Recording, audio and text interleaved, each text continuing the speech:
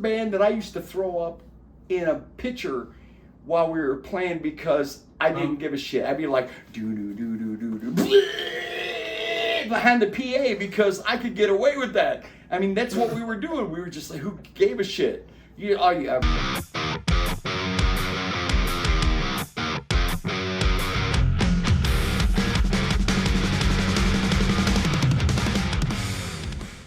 everybody, I am the Kevin McLaughlin, and this is the Riffs and Rhythms podcast, and I'm Paul Robertson. Paul, how are you, man?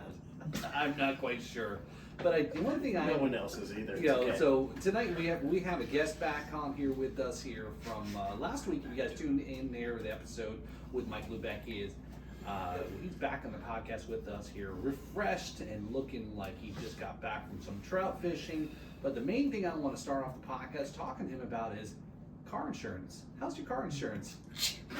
What? Wow. He knows. He's just a straight up stalker, ain't he? Right? He really is just a straight up stalker. All right. Okay. So there was a thing that came up on my face. Save hundreds on your car insurance, and I pushed on it. And I was in the middle of filling out my information. I got a phone call from my place. They wanted to know what I was spending. I was like, I put my prick hat on. Kevin, I did. You would be proud of me, bro. I mean, I put that thing right on. It was like jelly filled and it wiggled like this. And when I talked to this guy, was it a 10-gallon hat? I was like, dude, I'm filling information out. How did you get my number? Oh, don't worry about that, sir. We don't share your information with anybody. I go, well, how the hell did you get my number?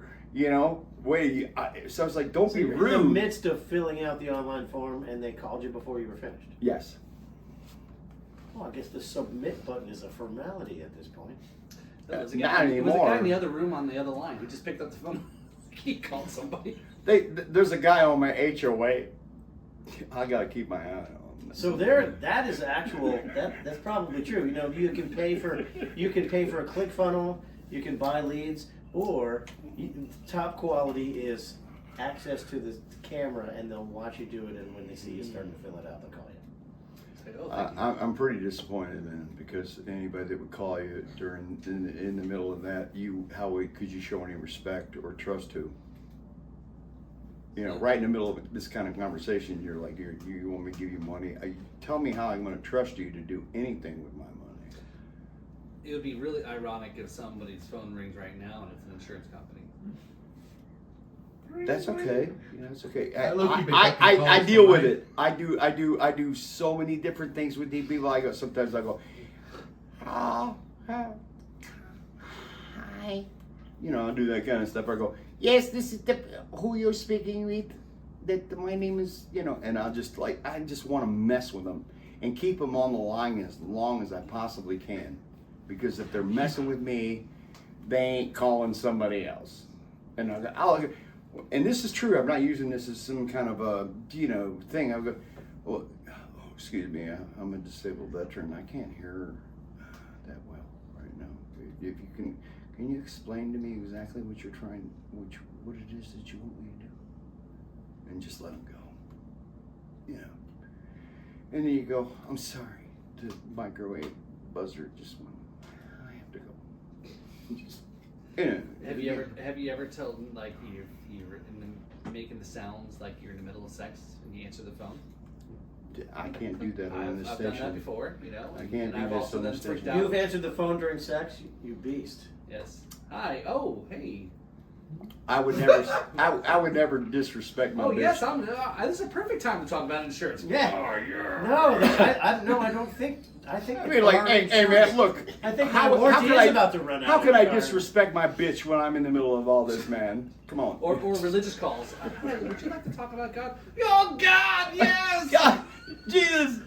I'm gonna come down to the office and talk with you in person. So, or I've told them on the phone, like, I'm talking casually, and then all of a sudden say, oh my God, my dog's on fire, and then I don't know what to say. But anyway, so let's talk music, Mike, here. Now that I stalked your Facebook page about your insurance woes. What? You did that. Yeah. You had to have done that, man. Yeah, I'm that kind of guy. So maybe that was me you were talking to earlier on insurance. Oh no, plot twist. There's always somebody got it. There's always somebody with his hand in his pocket. Wait, my hand's in your pocket? That'll be $20, please. Speaking Marge. of trout It's called, fishing, it's called Marge. Say you need to be Marge. All right, now this is serious entertainment, people. We we have to talk about something relevant. Rein us in, Kevin. Be serious. All right, what are we going to talk about? So let's talk about, your music here, Mike, here, right? So you've got, Mike. you've talked a little bit about some of your solo stuff in the last episode there. You Yeah. got some negation play, right? And you got iconic, let's talk about iconic opera. Yeah. Right, because you talked the last episode, towards the end of the episode, where the style of progressive music, not prog from Czechoslovakia rock. I learned it's called Did he Czechia say now. Czechoslovakia? What did he just say? I was told there would be no math. Carlo On this Rossi. show. They call it Czechia now. Czechia, it's Czechia, yes. So yeah, talk a little bit about some of the music there that you're performing in iconic opera. Well, we just, as long as we try to do stuff that has a lot of like aromatic kind of progressions to it, and we try to, even with the solo stuff that I do, I'm not into G, C, and D, and A minor, and just throwing some lyrics. Even when it comes to writing, just throwing lyrics over that kind of stuff. There's so many structures that go within a neck that's this big. Right? There's a neck that's this big, man, and then so when you're playing in just this realm right here, all right, you're kind of refined. Iconic opera, we try to challenge each guy in the band to express themselves the best they can be. All right, so it's not like, how good am I? I've got to be able to back you up. All right, I don't care how good the drummer think he is. I'm a great drummer. He's better than me. How good is the keyboard player? We gotta show each other that we're capable of playing what we do above and beyond. So we limit our practice time down to when we show up to practice, you better know your shit. All right? So there's none of this, oh, you do this, you take this, whatever. We do all of that over the phone. All right? I'm gonna take the second harmony, I'm gonna take the third. We're gonna give this guy this solo right here. We've been doing this stuff for so long.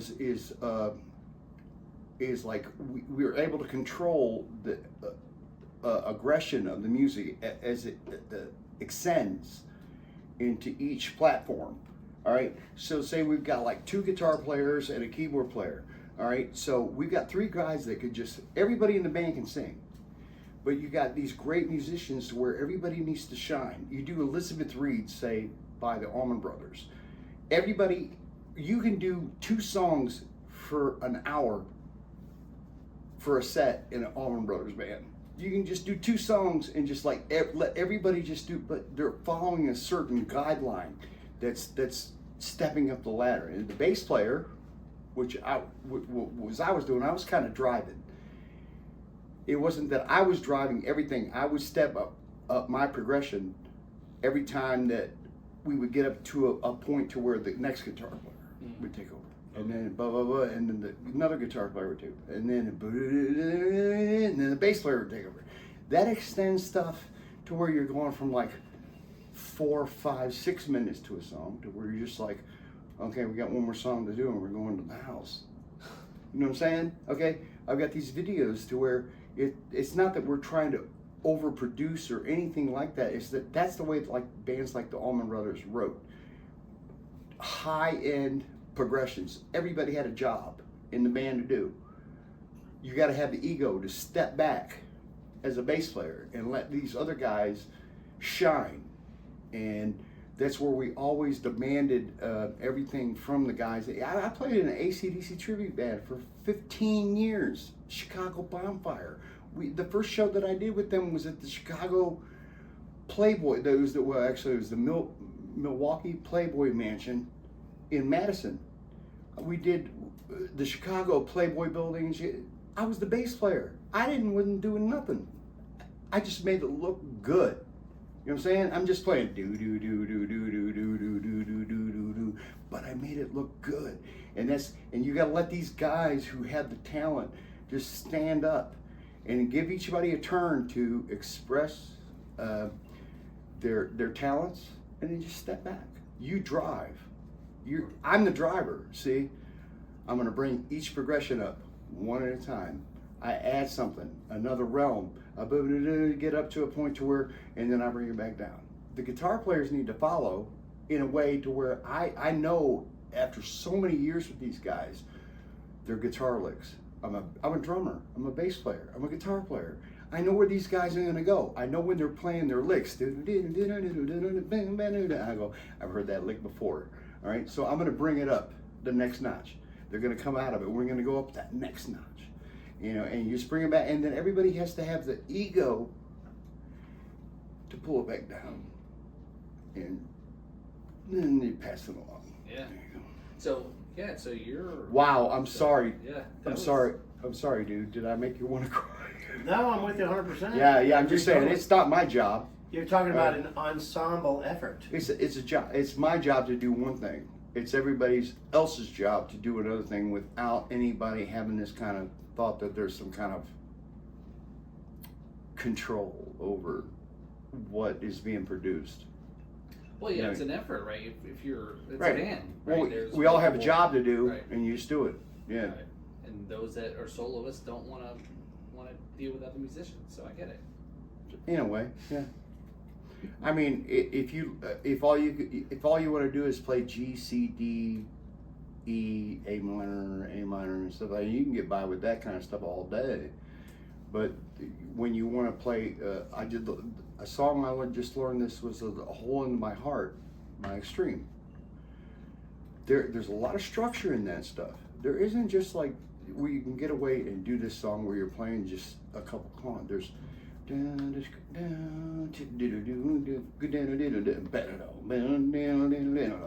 you just can't just. That's a complex. You have to There's do. a hole in my heart that can only be filled by you. I'm just saying, there's just something in that kind of material where it's like you're just not trying to get away with something. Yeah.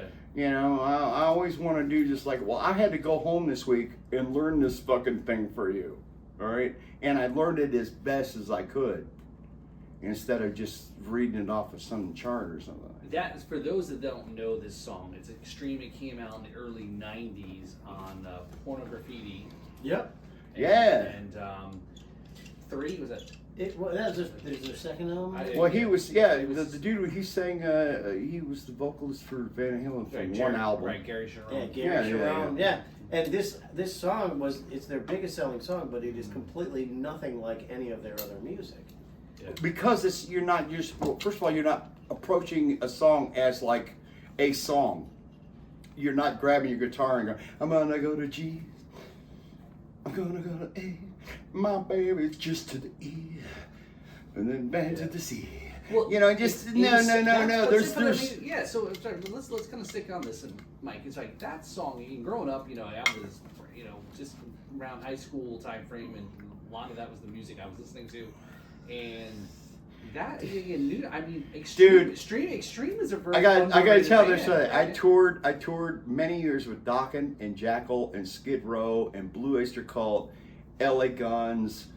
I did so many shows with these guys. I was pretty. I was pretty than all you motherfuckers in here right now. What Even happened? than her and her. You know why? Because What happened? What happened? You know why? Because I had a contract with Maybelline. Okay, doing it good. No, seriously, I was pretty. There you go. I'm telling you, we had girls that used to come into our damn booth and they would just make us look fucking fabulous. And I have a bright green sparkle pair of spandex that are in my drawer right now. It's the last pair I had, man. And my grandmother looked at pictures of me, and she looked at me and my cousin. We were in the same band, and she goes, "Are you guys gay?" What do you say to that? We were pretty. We tried to be pretty. And we were bad guys, but that was that era. Yeah, right. And even that era, the music that was out was so simplistic to what it was. I think Kevin's shaking his head in the Well, realm, in certain areas, yeah. in certain If you're talking areas, about Aquanet rock. Yes. Yeah. I'm just saying, it was very easy. Once you understood the progressions that everybody was using at those times, you can just do something. We were in this challenge mode. We were like, we're gonna do these 2 songs this weekend. We didn't even practice them. We just expected each other to show up to the gig, and these are 2, and that way we can like hack each other on stage. We're just like, you suck. We just like hack the other guys on stage, because you didn't really work at it, Yeah, it's funny.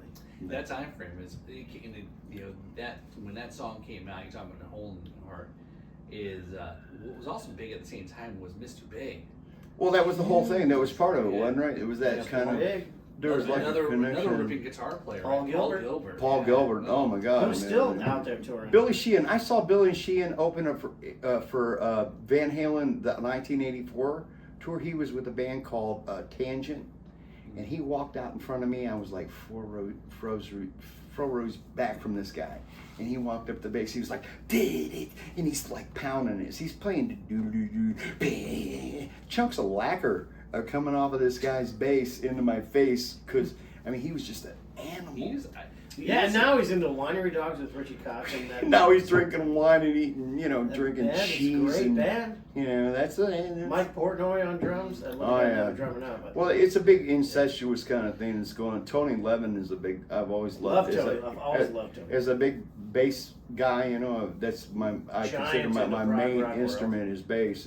Tony is just like amazing. I've seen Peter Gabriel more than anybody, than any artist I've ever seen. And Tony is just like, that guy's, he gets paid to have fun. Have you seen the new? What's up with that, babe? He gets paid to have fun? Yes. Have you seen the new King Crimson? Yes. Blue and Steve Vai playing Yes. all the Yes. parts. Yeah. Awesome. Yeah. It's just wrong when guys. Who's playing bass for them? No, Tony Levin. Well, they got Tony Levin, but you could have. No, but on the tour that's now. Oh, I don't know. If it's not Tony Levin, it'd have to be like Stuart Ham, or you'd have to like put some like serious. But they're on tour at the moment. I think you'd have to be serious, man. So was it the winery dogs you're talking about? No, I'm talking about Adrian Belew is touring, playing the King Crimson music. There you go. So you got to have Alan Fripp or Bill Burford on drums, maybe. Steve Vai is playing the Robert Yes, Fripp I saw parts. that. But I don't know. It's not Bill Bruford. It's somebody else. And then I don't know who's playing drums. Because my keyboard player, I think I mentioned this to you earlier or last week or whatever. He bugged me. Will you fact check us? He Who's bugged me playing? all week, didn't he? Adrian Like for a Belew whole on week, tour. he was like, "Hey man, Tony Levin's coming to Miami," and it was like, I was like, "Well, dude, this weekend I'm going to be actually in. I'm trout fishing." In North Carolina. He goes, "Hey, I think he's gonna be up there." I'm like, "Dude, you want me to get away from my trout fishing to come up and see you?" I'm sorry, did I say it like that? I love you, Greg, man. All right, but it was Tony Levin. He knows I'm a big fan. The stick. I'm a huge fan of Tony Levin. I mean, just if anybody's ever seen a stick, it's basically a flat oriented bass chunk of ebony. And you put these sticks on your fingers and you're playing bow, bow, bow, like a piano hammer. Okay, yeah, like a piano hammer. So that you stick them on the end of your fingers. So instead of you got videos where he's playing like regular basses and all this, but he's got this thing, the stick, where he puts these fingers, it's like a hammer. And so as he's playing boom, boom, you know what I'm talking about. The Chapman stick, invented by Emmett Chapman. Sick as can be, One dude. of its biggest proponents So is Tony Levin. Yeah, I mean, not only is it like some awesome fretless bass, but with him using piano hammers on the end of his fingers, it's just the craziest thing I've ever heard. So that sounds like that's a drum thing here. That sounds more rhythm if it's a piano thing. There's a stick player in town. Oh, really? Yeah, his name is. We're drawing a blank. He has a name, and his name is super cool guy, and his name is just right out of my head. I can see his face. In other news, I think the drummer you're looking for before was Danny Carey. He's playing with Adrian Belew and Steve Vai doing the... On the new It tour. said- It's it says in 2024, Adrian Belew, a renowned musician and former member of King Crimson, embarked on the tour with a new supergroup called Beat. Okay. The lineup features Belew alongside Tony Levin, also a former King Crimson member, Yes. Steve Steve Vai, Vai. guitar, Danny Carey, drums. Danny Carey on drums. Yeah. but Tony they're Levin's playing they're basement. listing Stephen Vai as a prior. No, King Tony Crimson. Levin as a prior member. Oh, of course he is. Yeah. Yeah. Steve Vai. What did they say about him there, dude? He sucks. Yeah, okay. No, the artist that I was trying to think of who plays Chapman Stick locally, his name is Flint Blade. Oh, I'm so sorry. I know Flint Blade. Yeah. Yeah. I know him. Yeah. So the Chapman Stick he's talking about, that's what Flint plays. Yeah. Sorry, Flint. Sorry, we lost Mike because I just fucking thrashed him, Steve. Of course I'm supposed to thrash the guitar players, man. That's my job here. It's in my job description. We lost Mike. All right. Anyway, so Steve Vai does not Yeah. suck. yeah. All right. So anyway, so we'll go ahead and cut to maybe we'll transition into. Do you want to do a song review, Mike, with us? Hey, We're gonna let me review- hold it. Let me do my this Harry Carey. Hey, what if the moon was made of cheese? Would you eat it then? Yes, I'll review anybody, and I'll tell you what. I'm a nice guy. Well, it doesn't matter. As a nice. prior school teacher of music, I will give my honest opinion of where they need to excel, what they need to Absolutely. excel. I have So a we have a question. unique way. Oh, you have a question? Go ahead. What age group did you teach? Anywhere from 5 years old to 18 years old. I taught 8 years at the Dynamite Music School in Griffith, Indiana. I had 8 students a week. Monday, Thursday, Friday, Saturday, and it was great. And I was honest with the parents and say, hey, look, your kid is coming here and he ain't doing shit, so quit spending your money. But it wasn't that the rock thing was the big thing. We were taking, I was a drum teacher, bass player, drummer teacher. We were putting our students with keyboard players, other guitar players, and stuff like that. And instead of our auditions being like Kumbaya, we were doing like Rammstein. We were doing Rush, doing that. And we were putting the top end students with the median end students and boom down the line. And when you push them, that way your parents get there, they don't get there at the auditorium and they're gonna hear your kid do, whatever. Hot cross buns. Yeah, you're saying. But we were really so we had like kids doing like Du Hast, and we had like take it from the top, and it depends on. And so we had all the other teachers. We would be like, I would go to him and say, who's the best? Blah blah blah blah blah. And we go, have him do this. That was a really enjoyable time, man. Watching these little kids get up there trying to like really push themselves. So it wasn't like parents crying because their kid was singing "Let It Be" by the Beatles, which was very admirable. It was very admirable with having the kids do this crazy, just most bizarre stuff. Even if they messed up in the middle of the recital, who cared? We knew what we expected. They knew what we expected. Their parents knew that we were expecting that because they were spending outrageous amounts of money. Having us teachers doing that. So I did that for like 12, 13 years. Yeah. Interesting. Yeah. That is awesome. So, as a former music teacher, what we want you to do is we want you to help us review this song through a very particular lens. What we're going to do is we're going to very judiciously decide, is it the riff or is it the rhythm that makes this song? Oh, I've been here, man. I heard you guys review my shit, and both of y'all just meet me out in the parking lot. Talk about this right We'll now. stand by. Wow. the Okay, decision. sorry. Hey, well, you know what? At least thank you for watching the podcast. Okay, so Yeah, we got them to at least All right, watch so- one. That's right. That's right. Everyone so gets here's the nervous. question: is it the music or is it the vocal? Is it the riff or is it the rhythm? The riff or the rhythm? And Okay. I'd like to remind you that you were on the Riffs and Rhythms podcast. It's almost like it's the title of the show. I thought it was Rums and Drums, man, because I'm just ready to just pass out right here on this beautiful cream carpet from 588 to 300. Oh, jeez. Vampire. Let's do that. Did you say vampire? Empire. Vampire. Yeah, there goes that sponsor. So so we're gonna hear this right now. So this is a band called the Smoke Boss Militia. Yes. Okay. So I need to be Something? quiet and listen to this. Well, look, so Well, no, we talk over it. It's like Yeah. Mystery Science Theater 3000. yeah. So again, it's about the Hi, how are you? Yeah, exactly. So are we ready here? So, all right, so here we go. So, all right, we're gonna hit here. This is the Smoke Boss Militia. They were guests on the podcast previously here. 2 weeks ago. 2 weeks ago, and this is their song "Misunderstood" lyric video. Here we go. So is it the riff or is it the rhythm?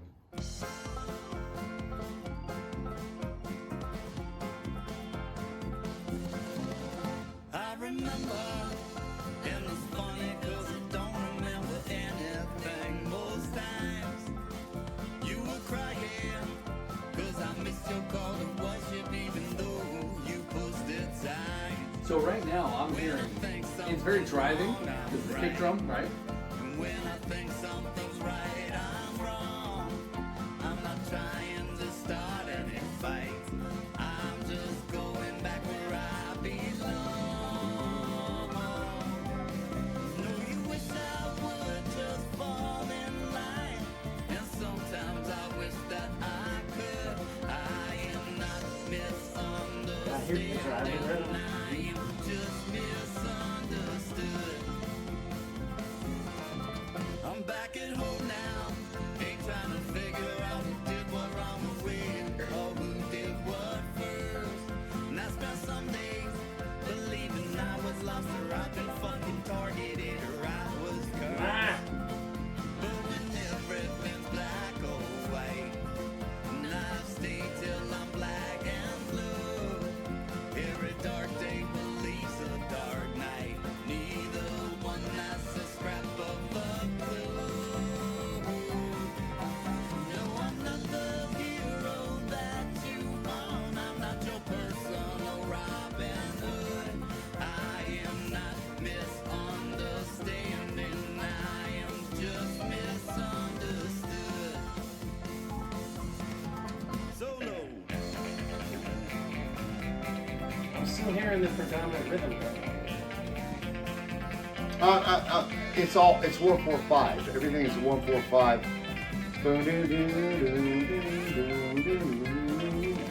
So I would assume, Kevin, that this is probably in, right? I assume, right? I don't know, that's right. Yeah, on guitar. In solo, right? But I mean, but other than that, even the simplicity of what is going on is like the 145, and then sometimes I'll go to like a 7. It's nice, man. It's, Ooh, I hear a little organ. I'm just Yeah. what's not to like about this, man? No, Really? Right, yeah. Yeah. I like. Am I picking up? Need a little bit more.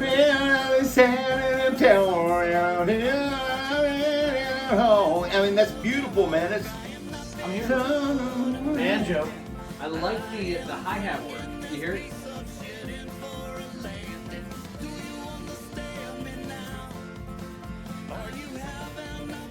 there we go, the odd meter.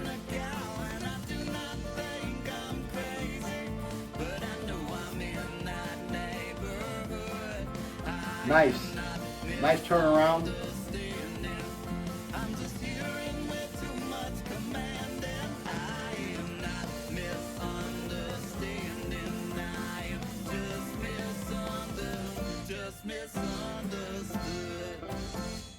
Excellent, man. Very nice. So there you go. The Smoke Boss Militia, Misunderstood. I swear to God, I would drink 3 or 4 gallons of draft beer with those guys, man. Yeah, that's definitely drinking music. Oh yeah. It really is, yeah. Very nice. They're super cool. They were here, the last. Yeah, it doesn't feel right to hold a glass for that song. It feels right to hold it like. I- Misunderstood. So yeah, so I mean, it's like the structure goes is I went to college. The structure is basically a 1-4-5 progression, and with the 7 that's coming in, but with the injection of just that nice. You just can't go wrong, man. No matter how simplistic the music is, if you hit that nerve with striking people with the happiness in what you're playing in the voice, very nice, man. Yeah. Digging it. Yeah, very cool. So Can we play it again? No. But we're going to talk about what we're doing with Wow, this I'm gonna review. go up. I'm gonna go bathroom. I'll be right back. Thank you. You gonna listen to yourself in the bathroom? So, what we're doing is, yeah. So we're going to talk about whether or not it's the riff or the rhythm that makes a song a good song. So what do you think, Mr. Rhythm? I definitely think it was a rhythm.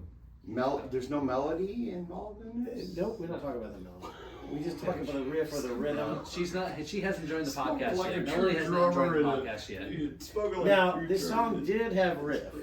Yes. It's got the characteristic bluegrass style So they talked about it, riff yeah. over each chord, but it doesn't have any kind of thematic motif as a riff. I didn't hear any major licks. Yes. I guess, right? Yeah. So as a result, I'm going to go with the rhythm because it's that Yeah. 2 beat that is the predominant driver of the song. Yeah. As they talked, as Andy and Lucia talked about how much, they recorded this music and there was a lot of layering of different instruments and obviously the cucharia, cucamongra, what'd you call that thing? La cucaracha. No, the cuchilla, Oh, what was the that? cuchella, The cucina. The what- cuica. Cuica, yes, yeah, that's right. You're That's the right. rhythm specialist. You don't know what a cuica is? To be honest, then I went and looked up the video because I want to make sure I spelled it right for the last week's episode that was the name. It was like, what did you do to your kuwika? And I watched the video on YouTube and the guy sitting there with a drum, he goes like this, and I'm like, wow. There's a lot- Somebody brought me one. It knows less about quickas, more about quickies. Yeah, I know. That was definitely an interesting. And there's a whole lot of hand motions going on in that. All right, sorry, that man. drum, yeah. So have you ever heard of a cuica? I just Mike? had to leave for a second. A cuica is when you get done real fast in Puerto Rico. What'd you say, queef? Did you say queef? Did you say that? Did you just say that in public? You know what? Maybe it does have the same sound actually. We right. That's why they I'm call just- it, 'cause I'm it just sounds saying- like cuica. So I went to the bathroom, Like and a- anytime yeah. that I go to the bathroom, and I'm in there going to the bathroom, and I'm hearing. All right, so you're a fan. So do you usually hear carnival music when you go to the bathroom? I'm just saying it was really made me want to just jump up and drink a beer. Yeah, Look no. at- What's the name of the guys? Smoke Boss Militia. Hey man, There you go. here you go, bro. The smoke boss. They're not the beer boss militia. They're the smoke boss That's militia. this is German beer because it doesn't count because it doesn't say Michelob Light or Ultra on it. Well, you definitely have to watch the episode that dropped, their second episode where they talked about how they got the name of the band and how we found out Andy, spoiler alert, Andy is the Smoke Boss. Andy is in the smoke boss embodied. It sounds like me and this guy got a hook up. Oh yeah, I'm just saying, yeah. for sure, yeah. No, I think there's definitely. So they've got a little plug for them again because they were a great guest there. They got a album or what did we determine it was a? Yo, this is dope. When you actually Google the Smoke Boss, he's the first thing that comes up. Like, for real. Wow, that's pretty. So not only is he the smoke boss, but he's an SEO expert. On at least on Brave Search, So Oh, Braves- Brave? What is Brave search? which is a little bit more obscure than Google Search, right? Which I think is actually in his favor. Means that he's reaching deeper places. No, the dark. When you search, dark, with the dark. it's not dark web. I thought that was only legal in He's- Arkansas. It's, You When know? you look up the Smoke Boss, I thought that's what my grandmother told me. Let me It's try like, Google. don't go to because when you go to Arkansas, they're gonna reach deep in just dark places. I'm like, okay. She's like, and don't trust women with ugly feet. just pressing it on. That's a new one for me, right? So. Just Confucius say, don't trust women with with ugly feet, man. So okay, so they have an album re-release coming out December 13th at the Lake Worth down in Lake Worth. Rudy's. No, Bamboo Room. And so yeah, they've got a whole show coming up there. So yeah, I don't know, again, you can check it out there. I mean, it's marvelous. Yeah. It's bluegrass country kind of No, stuff. I call it punk grass. Yes. Well, So they said that they are adamantly, Andy said it was definitively that they don't want to be defined by any genre of kind of stuff. But yeah. But I told you I was a military brat. I spent many years in Bristol, Virginia, Tennessee, the coal mines of Virginia, West Virginia, Bluefield, Jenkins, Colburn, Kentucky, all at Lynchburg, Blacksburg. There was the guitar player that I was playing with in high school his dad was like this famous bluegrass player, and I learned how at that age to go, yeah, these dudes, they're not like, they're not doing stuff that we know we're doing. These guys are on a whole different level. Oh, These those guys, bluegrass players are awesome. yeah. And these two, and there was like 20 of them standing around this coffee table. Look, it was a coffee table this high in the middle of a room, just filled with liquor bottles. There was like 25 guys standing.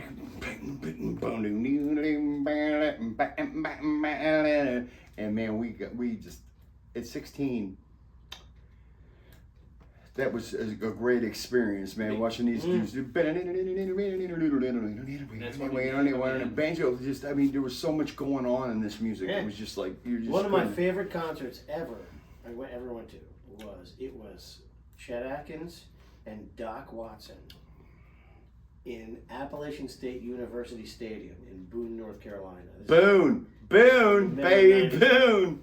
She knows about all. We know all about Boone, man. Yeah. And this concert was freaking Doc Watson and Chet Atkins, the two of the masters of guitar. Yeah. It was amazing. Yeah, dude. Those guys. When you like sit down for like 10 minutes a day and go, what am I gonna do today that's different than anybody else? Go to that guy. Listen to go to Yeehaw, and watch Roy Clark. Okay, he just thought he was some kind That of man clown. is a He's like, motherfucker. that guy is you can't compare the talent that guy would have with anybody on the planet. He was so phenomenal. What are you guys passing around? I got to work with Roy Clark. That guy is a monster. Hey, did you really? Yes. Roy? Yes. He's a monster and super cool. I actually opened up for Buck Owens, the Buck Owens band at Conway City Twitty Theater with Johnny Overstreet. No kidding. That was a long time ago, man. And in the Buck Owens band, those guys, give me a break. Yeah. Great musician. They didn't know what they were doing when they got there. When they got up on stage, you were like, what? They were taking notes on legal pads. Talking to each other in the dressing room, and this is what we're gonna do. And when they got up there and they did that show, and you were like, "Oh my God!" They wrote that shit out in the dressing room. Yeah, and so for the kids out there, for the kids out there. Hee-Haw was me. a show. It was on 7 o'clock every weeknight, and these musicians it was a comedy show, but they had top quality country and bluegrass musicians, and they would get up there, and right before the camera started, they'd be like, "What song you want to play?" And they would say, "This," and then they would play it and nail it. Yeah. better than what can be done key today with modern technology. You would say they would say what key you want to do it in. Yeah. So if they said something that's like so simple that was like, let's do it in the key of A.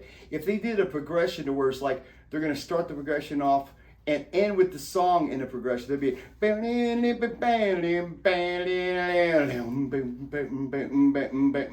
did all that intricate. Then they end the song right here. And you're like, what? You're not supposed to do that. If you want to see some amazing guitars, just Google Roy Clark Hee-Haw, and you'll be watching amazing music. He was so. Good,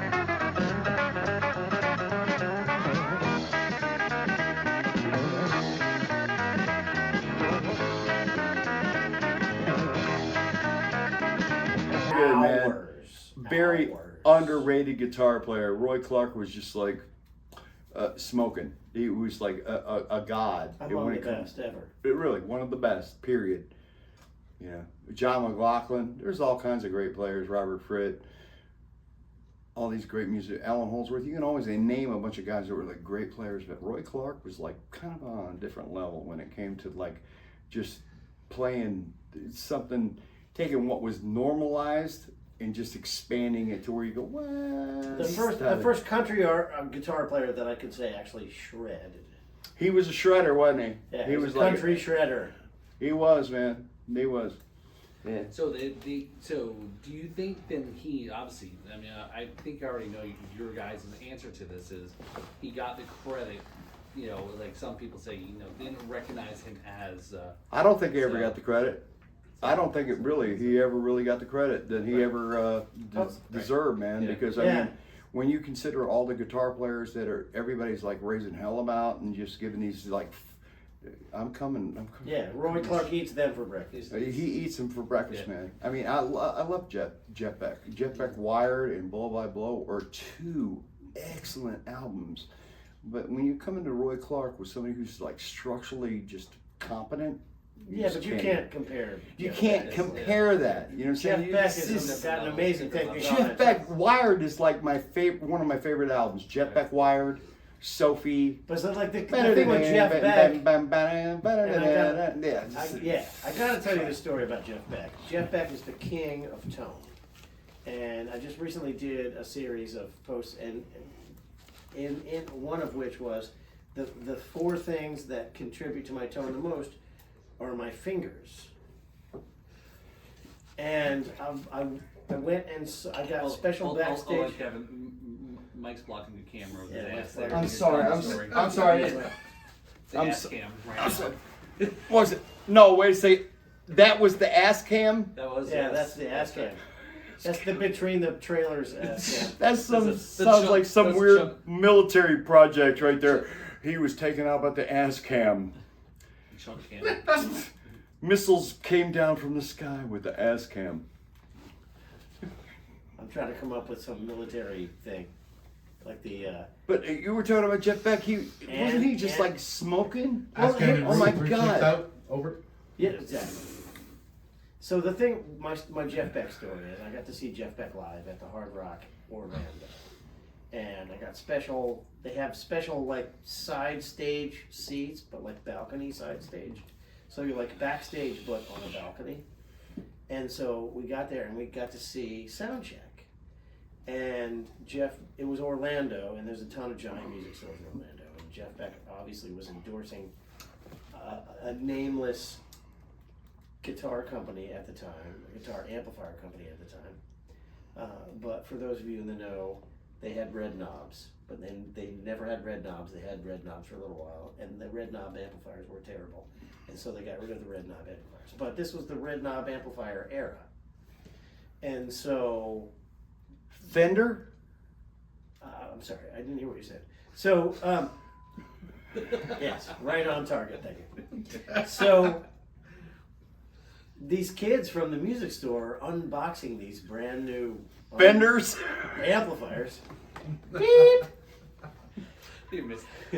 And so Jeff Beck pulls out, the white Jeff Beck Strat, and he plugs into these amps and he hits a chord and he's like, changes all the knobs, hits a chord, he's like, changes all the knobs, hits the chord, and you can tell he just gives up on change. You must be talking about amplifiers. Yes. So I'm sitting there going,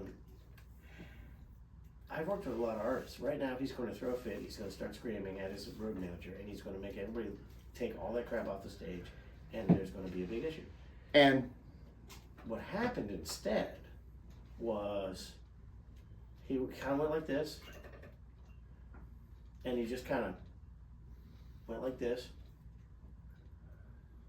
and he played a note, and it sounded like Jeff Beck. It was like beautiful. Like 2 minutes ago, he was banging on the guitar, and it sounded like Music Store Saturday Morning. And then he just flexes, gets his hands in the right spot, and ooh, like the most beautiful Jeff Beck adjusted tone. his technique to the tone of the amplifier. He was getting every bit of sound out of these, and that was a big lesson for me.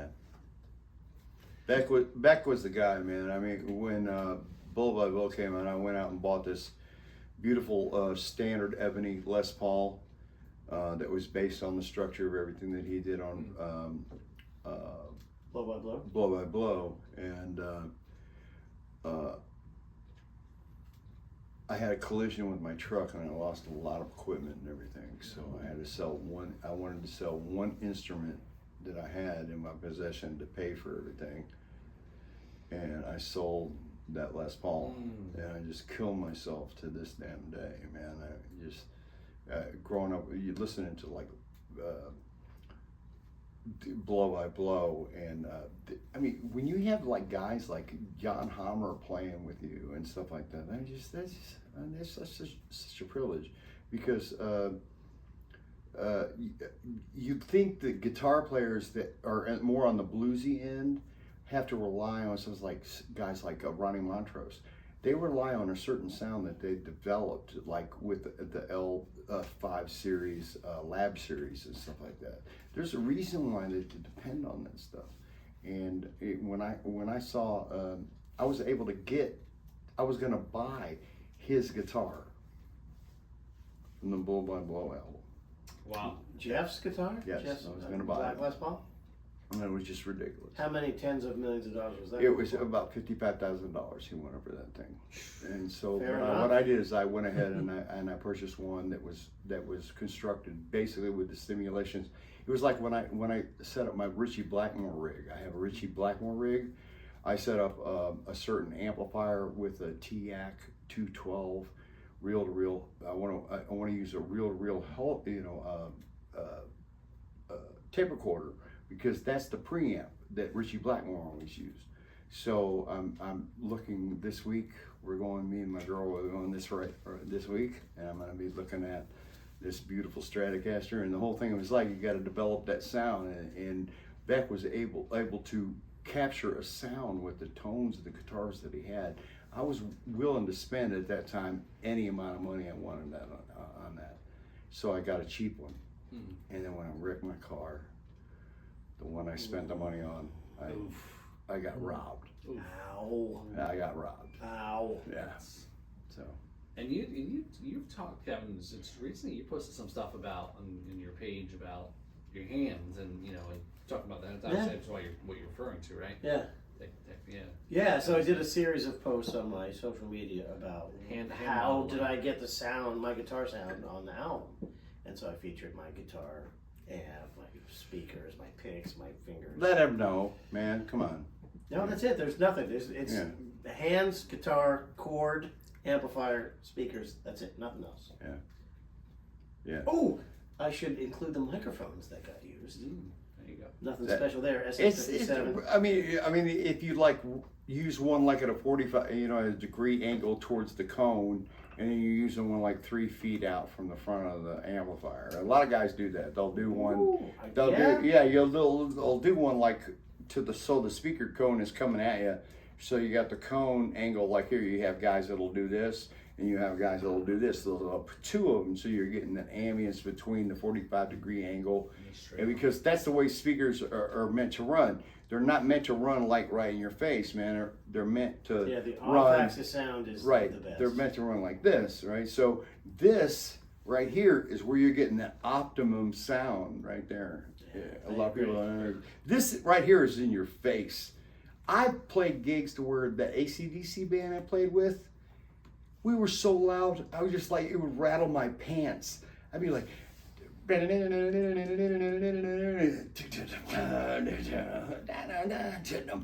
I hit notes, and my pants and my whole body would just like, I'm standing from this big, massive wall of stuff. Please go to my Facebook and look at the amp pegs and the Marshalls standing behind me. Imagine what that feels like. It's right in your face. Well, it's not in my face. There's a thing. It's in my butthole. Okay, and I'm very protective. What? Did I say something that was wrong? Okay. No, but there's a thing. Like when you were bashing out volume at that level with Marshall stacks and SVT 810s, you can literally lean back against the airwaves you had to judge where you and lean were. back against them. You had to judge where you are. You're playing and you're just like, dang, it's like stuff is pushing you forward. You had to just kind of just go back a little bit more just to come up. And you're thunder.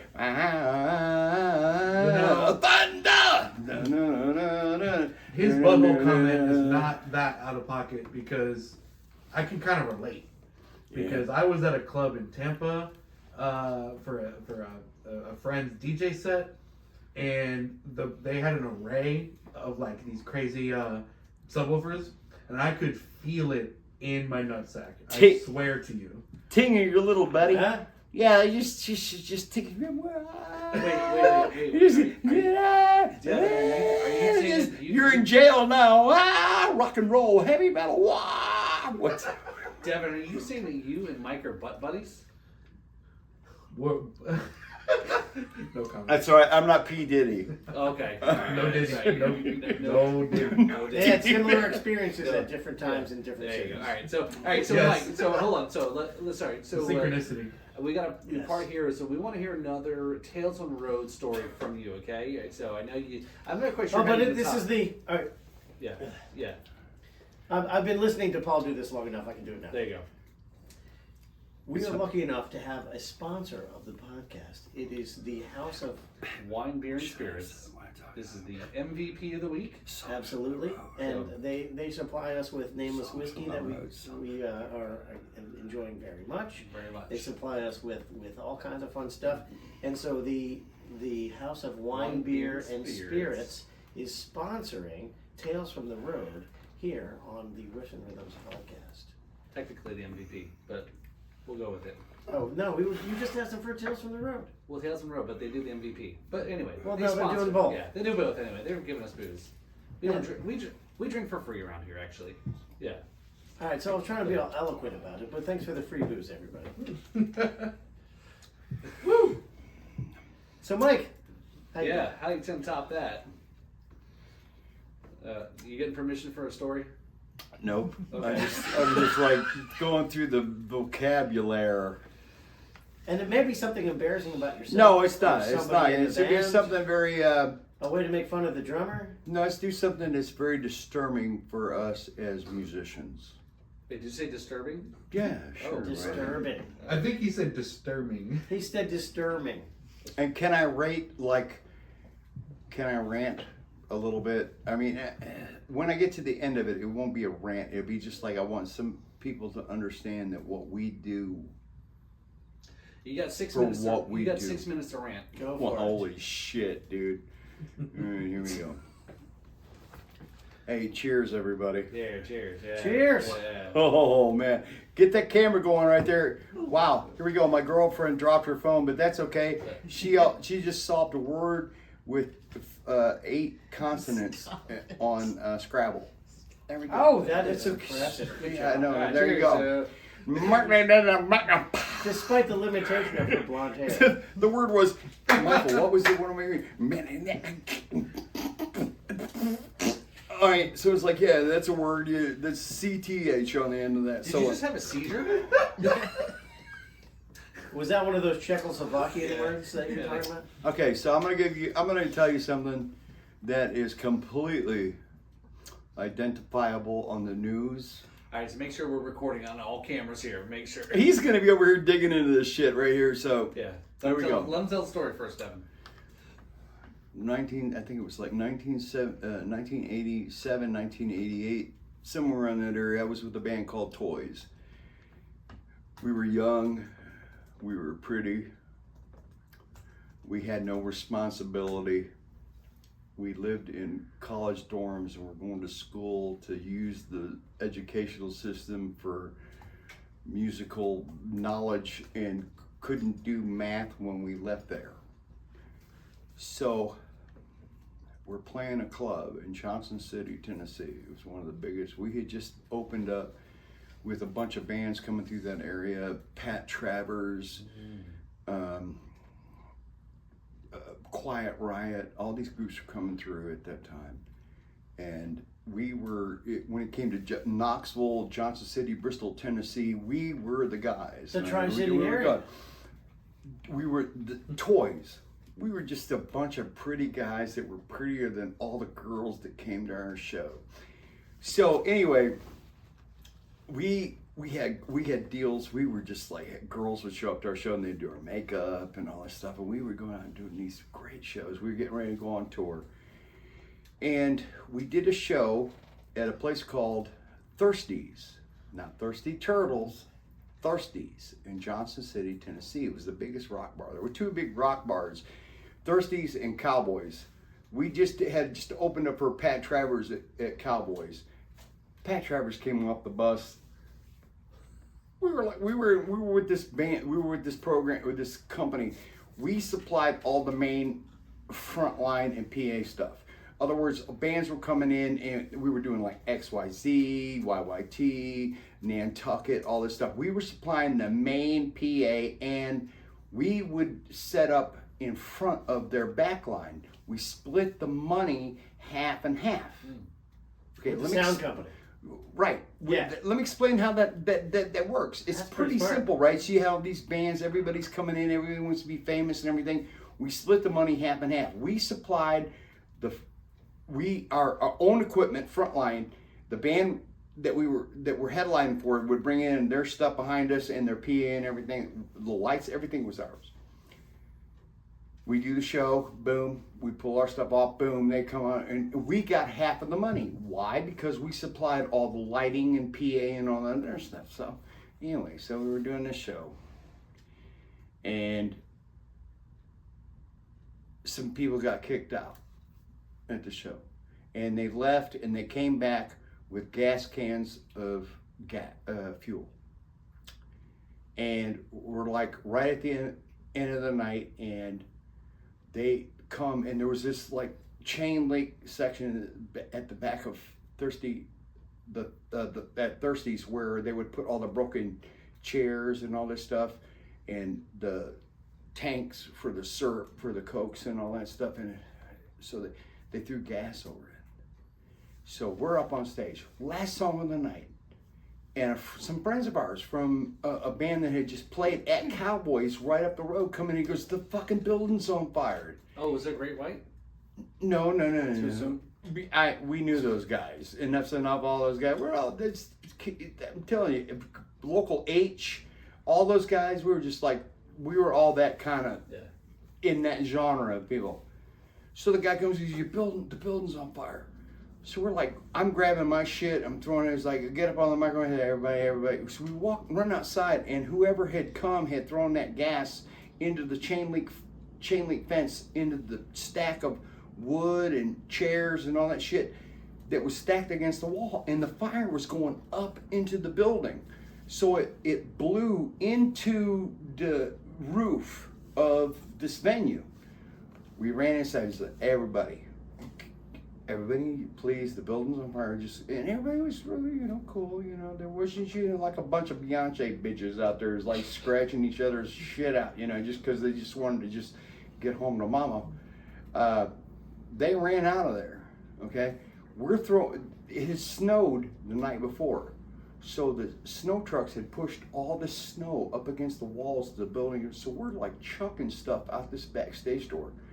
Cases, it didn't matter. If you didn't have a case, it didn't matter. I'm throwing my basses on stands out into piles of snow. Boom, just out into piles of snow. You started hearing sirens. Okay, we're rushing back in. The smoke in the building came down. It came down to like this. So here we are, we're coming down, and we're going back inside and grabbing stuff, just trying to save what we can. I lost a bunch of equipment. We all had, in this band, toys, it was a production band, so we all had jobs and what we paid for. Sound equipment, lighting equipment. I'm talking about some lights, dude. I'm talking about like 66 par 64s. All right, and back then it wasn't like some LEDs where you're just like hooking up and chain and stuff together. I'm talking about dimmer packs, truss, all this stuff, just hold this stuff together. Back then we didn't have like powered speakers, and we had like, sorry. All right, so we had Big like ass heavy amplifier. Dude, we had like racks of fucking QSC 1500s, man, and we're just we're like, what the fuck are you gonna grab, right? The guitar players had just went out and bought 2 Silver Jubilees full stacks. 2. Throw them out into the snow. One side. This was the band that I used to throw up in a picture while we were playing because I didn't give a shit. I'd be like, do behind the PA because I could get away with that. I mean, that's what we were doing. We were just like, who gave a shit? I'm just saying, as a bass player, I could do and grab a beer pitcher and walk behind the amps and go, and that's what we were doing. So we Typical basis. But we were supposed to be like insured and all this stuff. Anyway, so everybody's throwing shit out in this pile. And then the smoke was coming down. Next thing you know, the fire alarm went off. 15 minutes after the fire started, the fire alarms went off. So we're sitting there, we're thinking... Alarm or sprinklers? The alarms. Just alarms? No. The alarms, the bells. So here we are thinking, dude, we're covered, man. Our insurance is going to cover this. It only covered anything that was inside of our trucks when we did it. So we're sitting outside, Glee one day, happy. I mean, not in a way that we were happy. We're like, at least we're covered, okay? The next morning, we found out that there's video on WJHL TV in Johnson City, where we're all sitting around on this burnt hull of a building, and we're sitting there. It got so hot in that building that the beer coolers that didn't burn, all the beer inside the coolers, all the paint had burnt away from the cans. So we didn't know what we were drinking.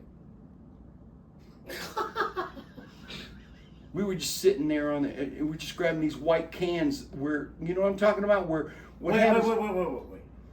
You've switched from we lost all our gear to now we're drinking beer cans that have already been on fire. That was the next morning. You still there? I'm telling you, while the fire was going on, the drummer from the band who noticed the fire comes running out with a bass drum. He's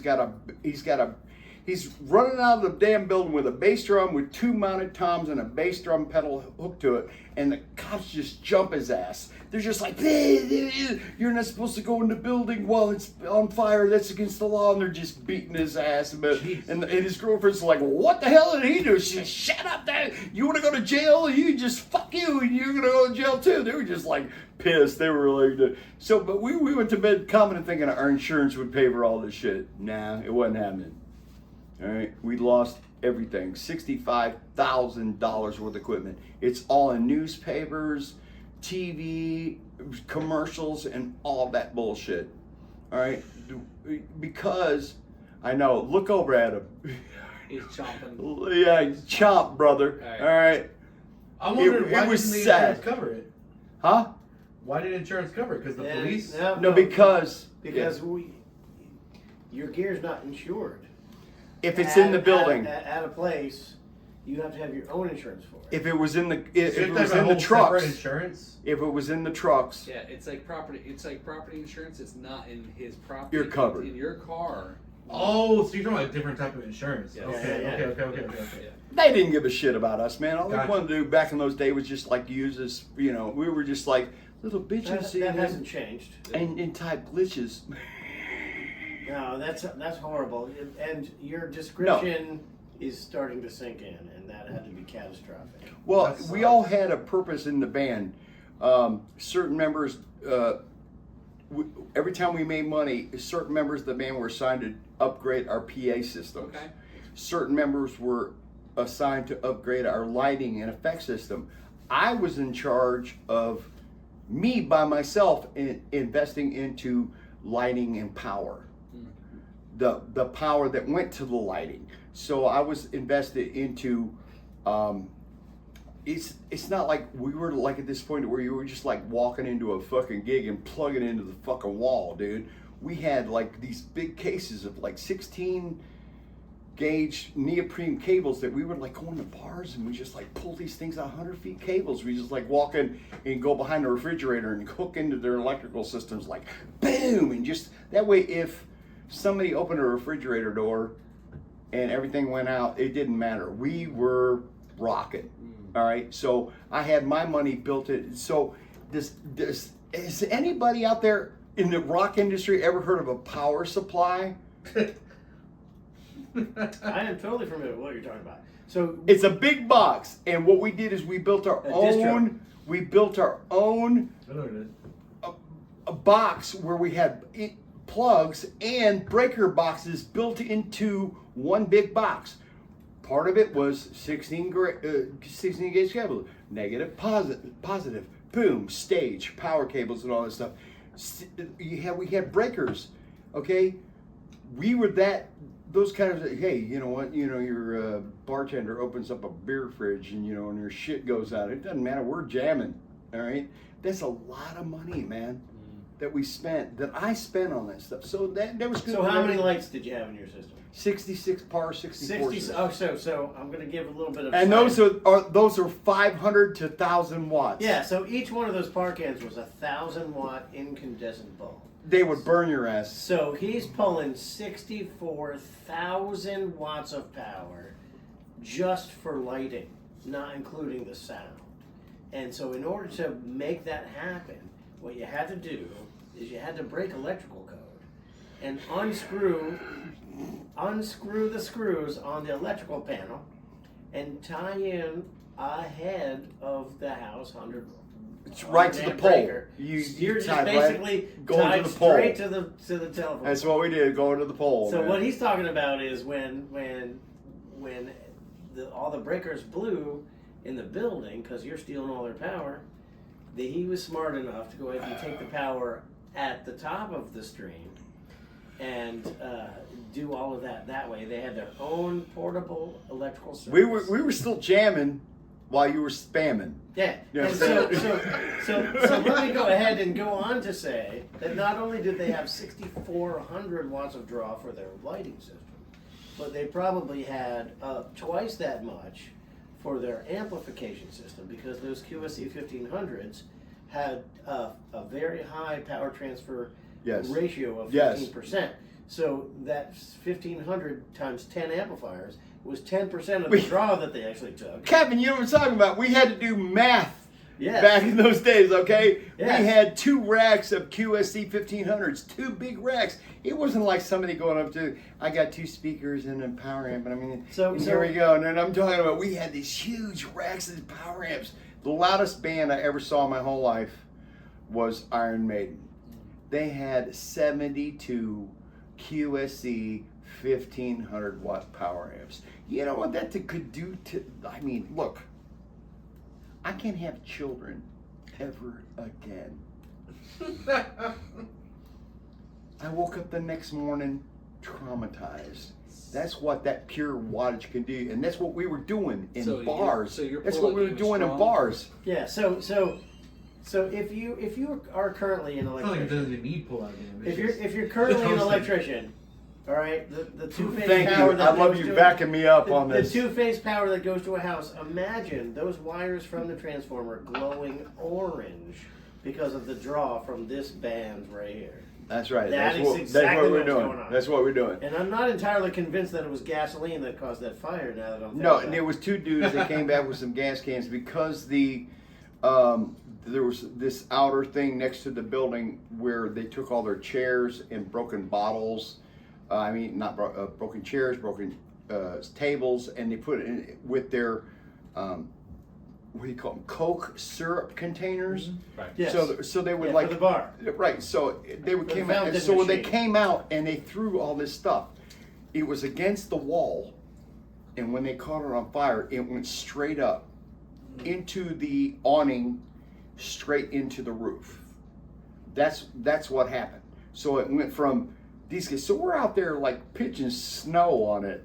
We might as well be just standing there peeing on it for all I fucking know. It wasn't doing nothing. We're just like sitting there just trying to throw snow. It wasn't. It was raging. It was absolutely raging. I mean, luckily, the system that I was running, I was doing double everything. I saved one rig and one bass. The guitar player lost everything. The other guitar player lost all those brand new Silver Jubilee Marshalls. our guitar on the other side of stage. $40,000 worth of guitar amp. The guitar player on the other side of stage lost a 1957 Moss Wright autographed Ventures Moss Wright. Priceless. I'm just telling you, you just can't do that. So the next day we went there. We went there and we're looking around this just devastation, and we sitting on this cooler. We're drinking white cans of beer out of the refrigerator, and I'm looking for my buddy Pasteurized by trial by fire. Yeah, I know. I'm looking for Derek's Moss Wright. What a beautiful. He was this kind of guy. He could play like Moonlight over from you know.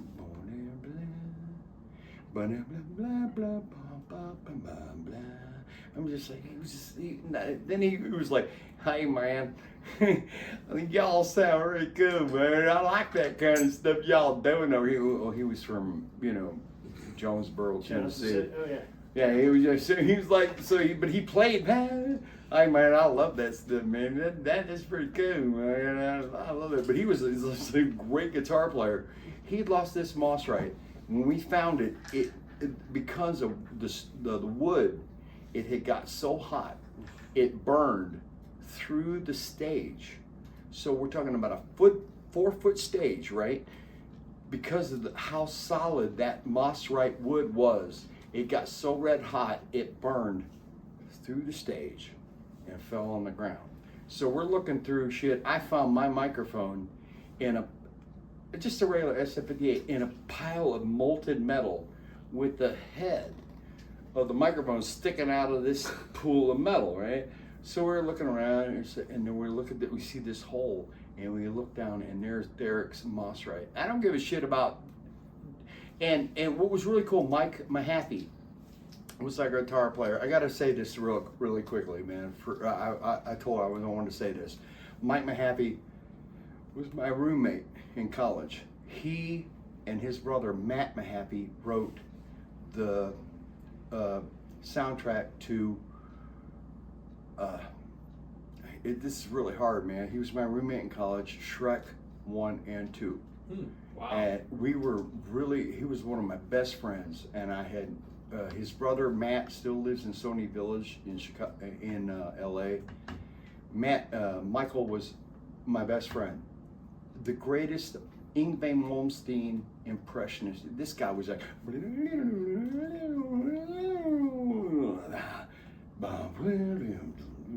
and I understand all that cool shit and this ripping, and that's what he chose, right?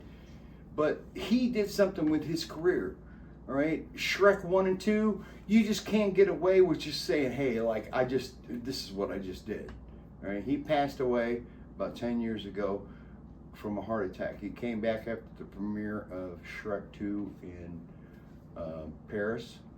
He died of a heart attack on his couch, and I was just like devastated, you know. Well, what a great guy. I mean, me and that guy, we did a lot of tequila and girls. Did I just say that? I'm sorry. The tequila Together. Did I just say Right. that? Did I just say? Mike would come in. I'd be like laying on the gate, say, "Hey man, there's this girl in my bedroom, man. You're gonna come over here and get rid of her." And I go like, I'd be like walk into his room. I'd be like, "Hi, my name is Mike. You're gonna have to get your shit and you just get the fuck out of here." And that's how bad we were in those days, man. Wow. Did I just get awarded something? Thank you so much. There you go. Read that. Good fucking tequila. Oh, there you Yeah, go. man. Yeah, man. But it Safety was orange. sad, man. I was really devastated when Michael passed away, man. He was a great friend. We lived together for 2 years at ETSU in college in Johnson City. We were both music majors at ETSU, and he was like, I learned more from that guy than I did from any of the teachers at school. And wouldn't you think that it would just be natural that you would learn something more than just like what they're trying to pass off at you at school? You know? Like, life, certain things that happen, right? Yeah. Stuff, I'm sure. So these are some Wow, that's a stories, Mike. traumatic tale. Yeah, so definitely a, I'm shit. I mean, we're running out of time here. Tune in as Jeez. musicians lose thousands of dollars over Yes, minutes I- of fire time. This is definitely like a sad story here going on here, right? So, Yeah. so. I didn't mean to be sad. I mean, No, he was just such a great player. Yeah. Um, No. And so we're talking about the equipment here and the gig, right? And that's some crazy shit that happened. I'm getting ready to go spend some serious money this week. Yeah. You know, that's all there's to it. I got some money, and I think the best thing for you to do is, with all that money, is to buy a guitar for me. Do you have a white Fender Stratocaster? I do not have any Stratocasters in my life at the moment. That's what I'm going to look at. Jimmy's Vintage Guitars, Auburndale, Florida. Oh, no kidding. Yeah. I called him this morning. He was like, "Yeah, I got an Eric Johnson. I got an Yngwie Malmsteen model. Of course, the Yngwie Malmsteen model is a scalloped. Scalloped, yeah. I mean, I love Blackmore and all those guys. I love seafood, but I've never played a scalloped guitar. But dude, thank you. He's Eric's. He didn't pick up on the fact that you were asking him to buy your guitar. Yeah, no, he. But yeah, I mean, he but you know, he and quickly brushed I've over done a lot of business with this guy, man, over the years. Yeah. I sold him. I had the first guitar I ever owned was a 1966 Gibson Hummingbird. The first guitar I ever owned was in 1966, but it was a bitch, meaning that it was like pulled from different parts from different eras with different hatches and everything. So instead of like Clusons on the headboard, it had Grovers. So they were replaced. So what they did is they just did a bunch of just kind of things. So the value of the guitar was just as worth as much of anything that you were on the line right now and say, I want to buy a Gibson Hummingbird. It was about the same price for a guitar that was like 1966 and 1968.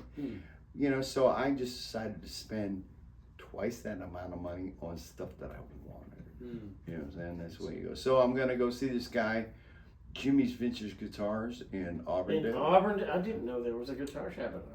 Auburndale, yeah, he's right on Main Street, right down there in the downtown area. He's got the greatest, coolest stuff. I'm talking about, hey, you want a Marshall Plexi?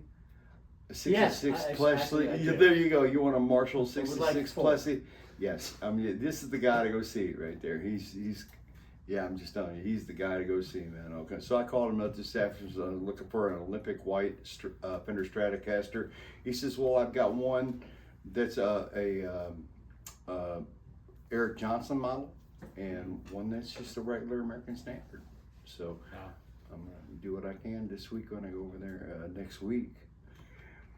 All right, we want updates here, so we want to see some pictures. Okay, So, I'll let you know next All right, week yeah. when we do the other taping. So Yes. You want pictures? Yes.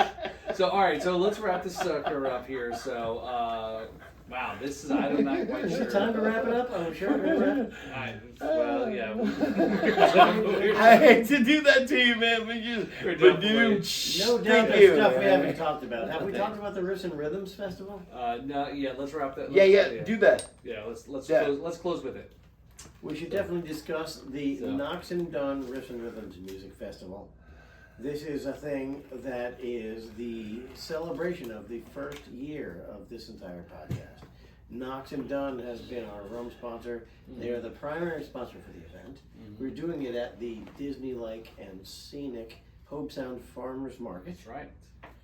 in which nothing else like this has ever been done before. And everyone's always every Ever. musician who's played there. It's like this is a perfect place to do a music festival there. Yeah, it's ideal. It's right on the corner of I-95 and Bridge Road in Hope Sound. We are going to be doing the first ever dedicated music festival at the Hope Sound Farmers Market. Yep. And we are dedicated to this music festival, so much so that we want you to come, because it's gonna be fucking awesome. We got an eclectic mix of bands. I know. We've got all kinds of sponsors. We've got all kinds of of what are they called? They're called vendors. Mm-hmm. It's gonna Right. be cool as shit. Great Hopefully, food. there's more color there than there is on that poster. Well, we Hey, did. shut the fuck up. Who's paying for these printing things? This is the Tim Turner ready. Flag. That's right, yeah. That's black and white all day. Hey, Yeah. hey, It's- check this out here. This one right here. Hey, zoom in on this one. This is pretty. Here we go. I'm gonna do this kind of thing right here. Yes, it was. This is the Wizard of Oz version, okay? But that was in color Not the No, first, and- not the first part. Not the first for part. the first So- like 10 minutes. All right, so what we're gonna do, because Devin is such a great editor, Yes, I'm gonna hold this up in black and white, and he'll work. and then there's gonna be a huge house that lands on Paul, and then all of a sudden this Oh my will God. be in color. and Kevin will turn into a lollipop kid. Oh yeah, represent lollipop kid. Lollipop kid. Lollipop kid. Anyway, so come on down to the Riffs and Rhythms music. Noxx and Dunn's Riffs and Rhythms music. Trying to get. Oh. Let's try this again. Here, so come on down to the Noxx and Dunn Riffs and Rhythms Music Festival, November 23rd, 1 to 11 p.m. Hope Sound Farmers Market, Bridge Road, I-95. 9 bands. Come on, support Florida music, original music, food trucks. We've got booze. We got all sorts of stuff. We got vendors, like Kevin said. Some good fucking bourbon, Yes, and so- up until now, Paul has been world renowned as the rumfluencer. Sorry. Starting now. Cut it right now. All the meth is free. No, starting now. Wow. He's the Prices rum. left. He's the rum mumbler. So there you go. So all right. So we need Paul to wrap this shit up because it's getting out of control. Paul Robertson, the rum mumbler. Yeah. Rum mumbler. Rum mumbler. Yes. Anyway, so all right. So Mike, thanks for coming on the podcast. Man, you guys rock, man. Yeah. Thanks so much. Was for this having what me you on here, man. expected? You know what? I never felt so comfortable in all my life. I swear I could be sitting at home in my underwear in the garage. Sorry. Too. Go ahead. That's all right. You can just end it on that right there. No, you're beautiful, man. Thank Look you at guys. You're an Thank you impressive so much. specimen of Yes. humanity. Beautiful day. Such an awesome guest, man. This Thank has you, been man. so much fun. Thank you, man. I appreciate it, Yeah. man. So, Please, hey, come and see me this weekend. okay. All right. Tell the camera that. Rock on. How do we find you online? Lubeck Live. Lubeck, L-U-B. I mean, it's like it spells, you know. Duh. But anyway, Lubeck Live. That's L-U-V-E. The, you know, those who can spell. No, wait. L-I-V. L-I-V. Lubeck. Yeah, for Live. those who can spell, it's Lubecklive.com. That's right. And Iconic Opera. There you go. Yes. Yeah, so so what you're getting is you're getting like me or Iconic Opera is more like guys that are better than me, and then I'm in the band. Oh my. So there you go. So they need something to carry the equipment. I'm humble, you know. So- That's right, I'm humble. Thank you so much for tuning Yes. in. We are glad you survived this watching of the current episode of the Riffs and Rhythms podcast. My name is Kevin McLaughlin, and this is Paul Robertson, the thank you Rum for- Mumbler. Blah, blah, blah, blah, blah, blah. Thank you for tuning in. Don't forget to rate, review, follow, all those things. Subscribe to the podcast. Hit the bell and go ding. So check out Kevin McLaughlin's music there on his website there, all his upcoming shows and festivals.